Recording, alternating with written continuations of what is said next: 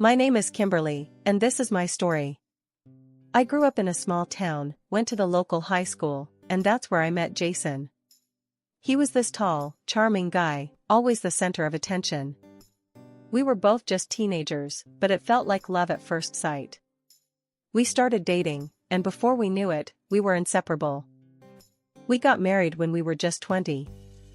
Looking back, we were too young and naive, but at the time, it seemed like the perfect fairy tale. Jason was always the fun-loving, carefree type. He had big dreams and a bigger personality. I was more grounded, focused on building a stable future. We balanced each other out, or so I thought. Not long after we got married, I found out I was pregnant with our daughter, Lily. It was a surprise, but a welcome one. Jason was over the moon, and for a while, it felt like we were on top of the world. We were this young couple, excited about starting a family and building a life together. But as time went on, cracks started to show. Jason's carefree attitude started to feel more like irresponsibility. He was always chasing the next big thing, never satisfied with what he had. Meanwhile, I was working hard, trying to keep everything together for Lily's sake. I could see he loved her, but he was more interested in his own adventures than in being a responsible father. One evening, after putting Lily to bed, I sat down with Jason in the living room. I needed to talk to him about his spending habits and lack of focus. It was a conversation I had been dreading, but it had to be done. "Jason, we need to talk," I started, trying to keep my voice calm. "What's up, Kim?" he asked, not taking his eyes off the TV. "I'm worried about how we're handling things," I said. "We need to be more responsible, especially with Lily in the picture now." Jason shook his head. "You're always worrying about the future. Why can't we just enjoy the present?" "Because the present is a mess, Jason," I shouted back. "We're barely making ends meet, and you're out there buying new gadgets and talking about trips we can't afford." A few weeks later, after another argument about his latest impulse buy, I made the decision to end our marriage. It wasn't easy, but I knew it was the right thing for Lily and me. I wanted her to have a stable, predictable life, not one filled with uncertainty and broken promises. The next few weeks were tough. Jason moved out, and I started the process of filing for divorce. He wasn't happy about it, but he eventually agreed to joint custody and to pay child support. It wasn't easy, but I felt a sense of relief, like a weight had been lifted off my shoulders. Raising Lily on my own was challenging, but it was also rewarding. She was my world, and I was determined to give her the best life possible. I found a job that allowed me to provide for us, and slowly, we settled into our new routine. Over time, Jason and I found a way to be civil with each other. He would visit Lily occasionally, and he always made sure to send the child support on time. For that, I was grateful. It wasn't the life I had imagined when we first got married, but it was a life that worked for us. Lily had just turned 18, and we were celebrating her acceptance into law school. It was a big deal for both of us. She'd worked so hard, and I was incredibly proud. I decided to have a special dinner to mark the occasion, and for the first time in a long while, I invited Jason, her father, to join us. When I called him, he sounded genuinely pleased to be invited. "Hey, Jason, it's Kimberly. I'm planning a dinner for Lily. She got into law school, and I thought it'd be nice if you came," I said, trying to keep it casual. "Kimberly, that's great news. I'll be there," he said, and we hung up. The night of the dinner, I was a bundle of nerves. I wanted everything to be perfect for Lily. I'd prepared her favorite dishes and set the table nicely. When Jason arrived, he looked surprisingly good, dressed in a crisp shirt and slacks, carrying a small gift. Lily came down the stairs, beaming when she saw her dad. "Dad, you made it." "Of course, I wouldn't miss it for the world," Jason said, hugging her tightly. "And I brought you a little something." Lily tore open the wrapping to find a brand new smartphone. "Wow, Dad, this is amazing. Thank you," she exclaimed, her face lighting up. We sat down to dinner, and the conversation flowed easily. Jason talked about his new job and his big house. He seemed to be doing well, and I was glad for Lily's sake. "So, Kimberly, you haven't changed a bit," Jason said, looking at me across the table. I smiled awkwardly. "Thanks, Jason. You seem to be doing well." "Yeah, things are good. Got a great job, nice house, life's treating me well," he replied, clearly proud of himself. After dinner, Lily announced she was going out to celebrate with her friends. "Thanks for the dinner, Mom. And Dad, the phone is awesome. I'll see you both later," she said, giving us both hugs, before dashing out the door. Jason and I were left alone, the house suddenly feeling very quiet. I started clearing the table, and he stood up to help. We worked in silence for a while, the familiar routine of washing and drying dishes bringing back memories of our life together. After a while, Jason broke the silence. "Kimberly, I've been thinking a lot lately," he said, his tone serious. "About what?" I asked, not looking up from the sink. "About us. About Lily. About everything, really," he said, setting down the dish he was drying. "I miss what we had. I miss you. I want to try again." I took a deep breath, feeling a mix of emotions. "Jason, we have a lot of history, and not all of it's good." "Why now?" "Because I've realized what I lost. I want to be a better man for you, for Lily," he said, his voice earnest. I hesitated, my mind racing with memories of our past and thoughts of what the future might hold. "All right, Jason. Let's take it slow, see where it goes." A smile spread across his face. "Thank you, Kimberly. You won't regret this." We finished the dishes in a comfortable silence, both of us lost in our thoughts. It felt strange, but also a little exciting, the possibility of starting over. As the night went on, we talked more, sharing stories and laughing about old times. Getting back with Jason was a big decision, but I decided to give it a try. We got married again, just a simple ceremony at the city hall. Only Lily and Jason's older sister, Margaret, were there. It was a small, quiet event, nothing fancy. I hoped this time things would be different. Moving into Jason's big house felt strange at first. It was so different from my small, cozy place. The house was huge, with lots of rooms and big windows. Jason seemed happy to have me there, and for a while, things felt good. I started decorating, trying to make the place feel like home. Lily came home for a visit a few days later. She was thrilled to see us together again. We sat in the living room, catching up on her life at college. "So, how's law school treating you?" Jason asked, looking proud. "It's tough, but I love it.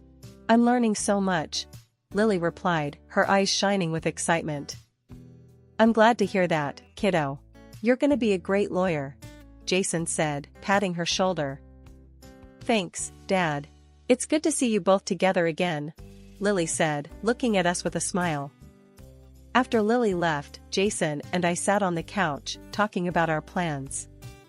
We talked about traveling, maybe taking a trip to the mountains. It felt good to plan things together again. But as time went on, I noticed Jason wasn't putting money into our joint account. I asked him about it one night while we were having dinner. "Jason, I've noticed you haven't been putting money into our account. What's going on?" I asked, trying to keep my tone calm. He looked up from his plate, looking a bit annoyed. "I've had some money problems, Kimberly. I'm working on it." "Money problems? You didn't mention anything about that before. What's going on?" I pressed, feeling a bit uneasy. "I didn't want to worry you. It's nothing big, just a few things I need to sort out," he said, looking away. As the months went by, I noticed Jason buying new gadgets and posting pictures of expensive cars on social media. It started to bother me, but I didn't want to make a big deal out of it. I hoped he would get his act together. One day, I was cleaning the house when I found a receipt for a luxury car rental in Jason's jacket pocket. I felt my heart sink. I decided to confront him about it that evening. "Jason, can we talk?" I said, holding up the receipt when he walked in. What's this? I asked, trying to keep my voice steady. He looked at the receipt and then back at me. It's just a rental, Kimberly. No big deal. No big deal? Jason, we're supposed to be saving money, not spending it on luxury cars. I said, feeling my frustration rising. I work hard, Kimberly. I deserve to enjoy my money, he replied, his tone defensive. I get that, but we need to be smart about this. We have bills to pay, I said, trying to keep calm. I'm handling it, okay? You don't need to worry about it, he said, brushing me off. As the days went on, I noticed more signs of Jason's spending. New gadgets, fancy clothes, and more car rentals. I tried talking to him about it, but he always brushed me off, saying he had it under control. For 2 years, I tried to talk to Jason about saving money and managing our budget better. He never listened. Every time I brought it up, he'd brush me off, saying he had everything under control. But he didn't. Our bank account was always running low, and he kept buying new gadgets and renting flashy cars. He posted videos of himself with these expensive toys on social media, making everyone think we were living the high life. Friends would comment on how lucky I was, but they had no idea how hard it was to keep everything together. Jason's spending was getting out of hand. I couldn't ignore it any longer. Our joint account was barely enough to cover bills, and he was flaunting new gadgets and expensive clothes. I decided to confront him seriously this time. Jason, we need to talk, I said, walking into the living room where he was lounging with his tablet. Can't it wait, Kimberly? I'm in the middle of something, he replied, not looking up. No, it can't wait. This is important, I said, my voice firm. I found another receipt for a luxury car rental. We can't keep doing this, Jason. We're running out of money. We're barely getting by, and you're spending like we're millionaires. I work hard, Kimberly. I deserve to treat myself, he said, looking annoyed. Treating yourself is one thing, but this is out of control. We're drowning here, I replied, feeling my frustration rise. Stop exaggerating. We're fine. I've got it covered, he said, dismissing my concerns. No, Jason, you don't. You're acting like a spoiled kid, not a responsible adult, I snapped, my patience wearing thin. He got up, glaring at me. I don't need a lecture from you, Kimberly. I know what I'm doing. He stormed out of the room, leaving me standing there, shaking with anger. I couldn't keep doing this. Something had to change. I kept hoping Jason would change, that he'd finally see reason and start acting more responsibly. But it only got worse. Each month, I'd find more receipts for gadgets and rentals. I felt like I was drowning, trying to make ends meet while he spent money like it was going out of style. It was like he hadn't changed at all since our first breakup. The man I hoped had grown up was still the same carefree guy who didn't think about tomorrow. One day, I got a call from my brother. Our mother had died. She lived in the same city where Lily was studying. The news hit me hard. I told Jason, and we decided to take the train to say goodbye. It was a long, silent journey. I was lost in my thoughts, trying to process the loss. When we arrived, Lily was there to meet us. Her face was pale, her eyes red from crying. We hugged tightly, finding some comfort in being together. The farewell was modest, just close family. My brother and I did what needed to be done without any fuss or luxury. It was what Mom would have wanted. During the service, I looked around and realized Jason wasn't there. I felt a pang of worry and turned to Lily. Have you seen your father? I asked, trying to keep my voice steady. She shook her head, looking just as confused. No, Mom. I haven't seen him since we got here. I felt a knot in my stomach, a mix of worry and frustration. This was typical of Jason, disappearing when I needed him most. But I pushed those feelings aside, focusing on saying goodbye to my mother. Jason came up to me only after the ceremony was over. I was very tired, so I didn't ask him where he had been all this time. After the funeral, we gathered at my mother's house for the will reading. It was just me, my brother Tom, Lily, Jason, and a few close relatives.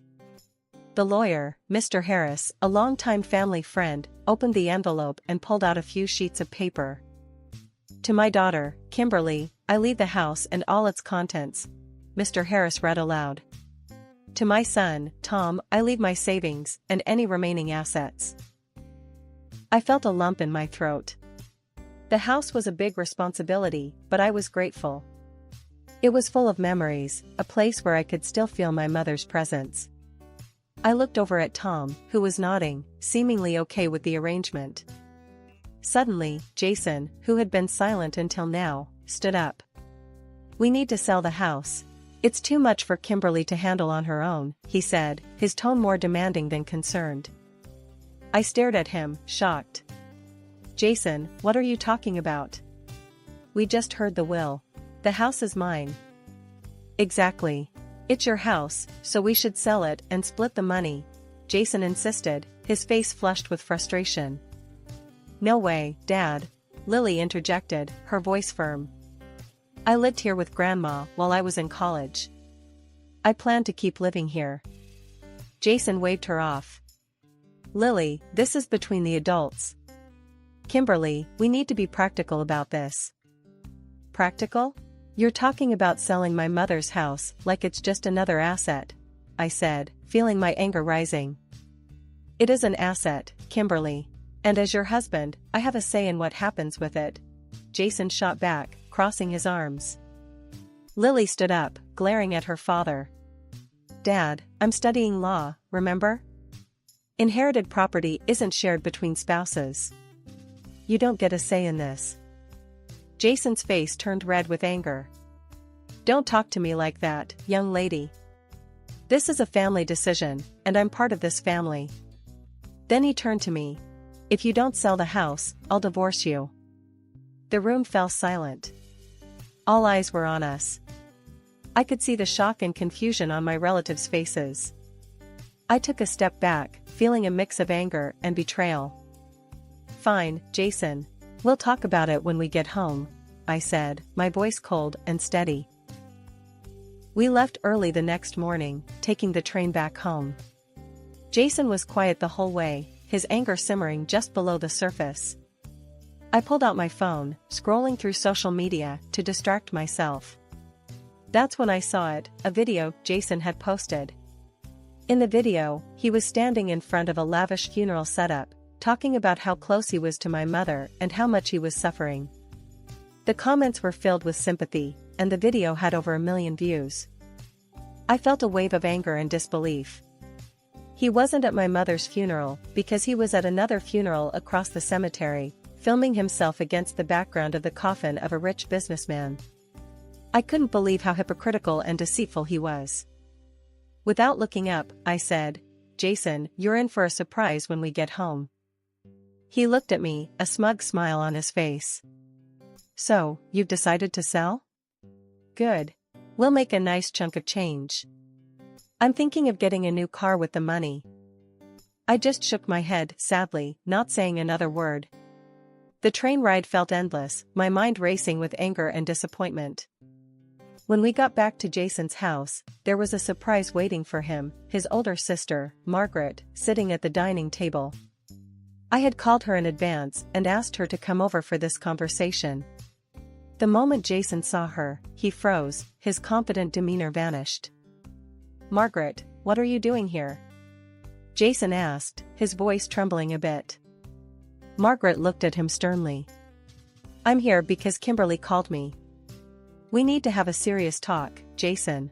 Sit down. Jason hesitated, then slowly walked over and sat down across from her, looking nervous. I could see the fear in his eyes. I took a deep breath, ready to lay everything out on the table. Margaret, I need to tell you what's been going on. I began, my voice steady. Jason has been spending excessively on gadgets and car rentals. He's been demanding that I sell my mother's house and even threatened me with divorce if I didn't agree.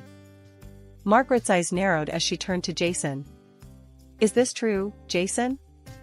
Jason looked down, not meeting her gaze. It's not as bad as she's making it sound, Margaret. Not as bad? I snapped. You've been wasting money left and right and trying to bully me into selling my mother's house. That's pretty bad, Jason. Margaret shook her head, disappointment etched on her face. Jason, you haven't grown up at all. You're still acting like a child. You've never achieved anything on your own. Jason looked up, a mix of anger and shame on his face. That's not fair, Margaret. I've tried my best. Your best? Margaret scoffed. The house you're living in isn't even yours. It's mine. I let you live here because I felt sorry for you. And now I find out you've been wasting money and bullying Kimberly? Jason's face turned pale. Margaret, I didn't mean for things to get out of hand. Out of hand? Margaret repeated, her voice cold. You've been living off my generosity and trying to push Kimberly around. And do you know what else? I've been paying Lily's child support, not you. You couldn't even be bothered to take care of your own daughter. You should be grateful to God for having a wife like Kimberly. You don't deserve her. I felt tears welling up in my eyes at Margaret's words. I turned to Jason, my voice trembling with emotion. Jason, the house should go to Lily. She's an adult now, and it's her legacy. Jason suddenly jumped up, his face red with anger. I don't give a damn about Lily. I want half the money from the sale of that house, or else I want a divorce. The room fell silent. I couldn't believe what I was hearing. I took a deep breath, trying to keep my composure. You don't care about your own daughter? Fine, Jason. I reached into my bag and pulled out the divorce papers I had prepared earlier. I handed them to him, my hands shaking. Here are the divorce papers. Sign them. Jason's hands trembled as he reluctantly signed the papers. You're making a big mistake, Kimberly. No, Jason. The mistake was thinking you'd ever change, I said, feeling a strange sense of relief wash over me. Jason finished signing and then bolted out of the house, slamming the door behind him. I stood there, feeling a mix of exhaustion and liberation. Margaret walked over to me, placing a comforting hand on my shoulder. Kimberly, thank you for everything you've done for my brother.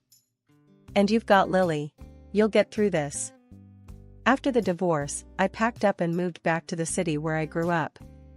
It felt good to be back in my mother's house, surrounded by familiar memories. The house needed some work, but it was home. It was a place where I could start fresh. Lily graduated from college not long after. She married a wonderful guy, and now she's expecting a baby. I'm excited to become a grandmother. Life was starting to feel settled and peaceful, something I hadn't felt in a long time. One afternoon, I was in the garden, pulling weeds, when my phone rang. I wiped my hands on my jeans and answered it, seeing Jason's name on the screen. Hello? I said, already feeling a knot in my stomach. Kimberly, it's Jason. I need to talk to you, he said, his voice sounding desperate. What do you want, Jason? I asked, trying to keep my voice steady. I'm in big trouble, Kimberly. I've got debts piling up, and I need your help, he blurted out. No, Jason. I'm not giving you any money, I said firmly. But Kimberly, I need you. We could try again, you know, make things right this time, he said, his voice almost begging. I couldn't believe what I was hearing. You want to get married again? Are you out of your mind? Come on, Kimberly. We had good times too. We can start over, he said, trying to sound convincing. Jason, we're done. I've moved on, and you need to do the same. I'm not marrying you again, and I'm definitely not giving you money, I said, feeling my anger rise. He sighed heavily on the other end of the line. I thought you'd understand. I thought you'd want to help me. I've helped you enough, Jason. It's time you stand on your own 2 feet, I replied, my voice cold. Fine, Kimberly. I see how it is, he said, his voice turning bitter. Goodbye, Jason, I said, and hung up the phone. I stood there for a moment, feeling a strange mix of relief and sadness. I had finally closed that chapter of my life for good. Jason's problems were no longer my problems, and I felt a weight lift off my shoulders. I went back to my gardening, feeling more at peace than I had in years. I was ready to focus on my future, on my daughter, and on the new grandchild that was on the way. I was done looking back. It was time to embrace the life ahead of me, with all its possibilities.